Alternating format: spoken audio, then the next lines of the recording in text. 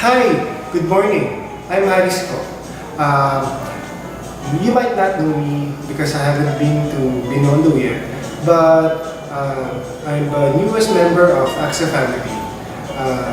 I'm married, and my wife is Mariko, and I have two kids. On January, it will become three. By the way, I'm a dentist, and not just a dentist, but a good one. I've been practicing for 16 years now, and I'm getting the hang of it. It's good, actually. How do I came to know about Axa? I've known Axa for probably way back 2009, 2008, because my cousin Carolyn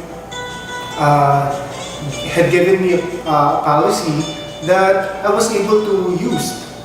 How did I able to get to use it? Later I'm gonna tell you how. So what made that thing or made that change is something that I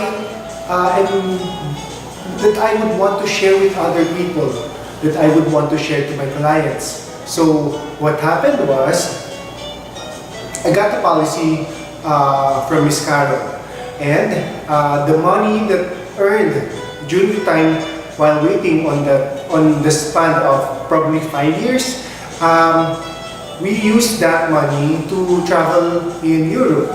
So that alone is a big factor, or is a big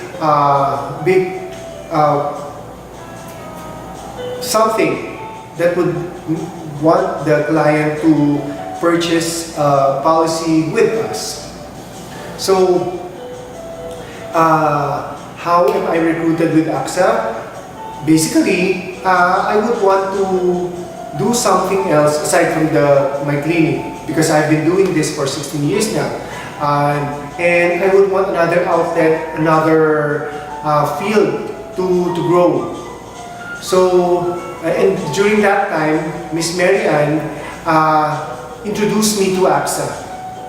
In the beginning, I was a bit hesitant because it's a far different field from what I've learned and what I'm used to for decades.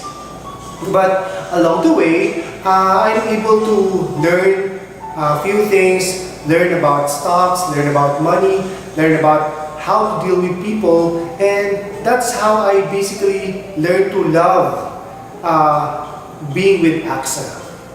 There are many challenges that went along the way, especially on my first days, first months, actually up until now. But one of the most difficult tasks or difficult client that I had with was on the third month. It was very hard. It was difficult because I didn't know anything to do about how to handle these cases, how to manage these cases, and I kept on asking my manager Richard and my cousin Carol and Miss Marianne to help me go about each and every thing that I need to do in order to close this case. So with their help, I was able to close the case. I was able to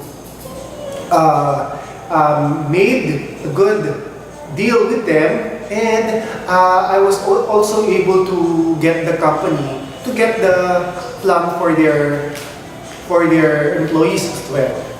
So, and also that catapulted my goal in aiming higher with Axa, because with that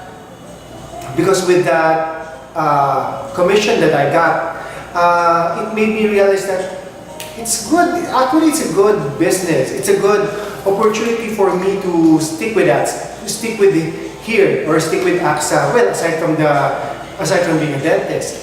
So basically, those were the few moments that I am able to appreciate Axa, and that also marked one of my most unforgettable experiences with Axa in managing or in handling client. And about the Rookie Awards, actually I didn't know anything about the Rookie Awards yet.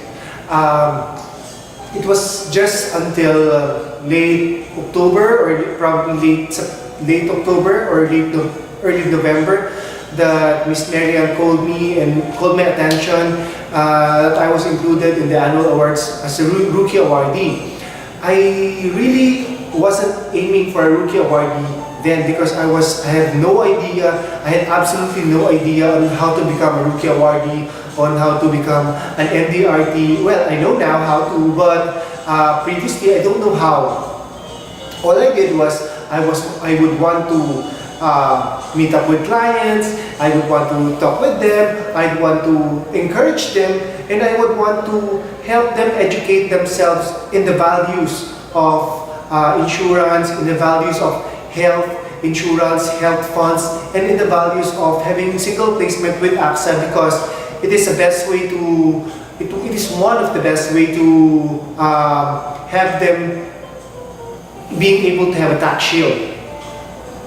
So, my message to all of you advisors, and I'm sorry I'm not able to be there right now. My message to all of you is be persistent with your clients. Make kulit. Actually, it's good to kulit them in a nice way. Probably give something, gift, token, once in a while, or upon your first meeting. That would really help a lot. And with the campaign right now of AXA, I had one quote that I would want to share to all of you. It's not being avarice to shift upon a higher interest, but it's being astute.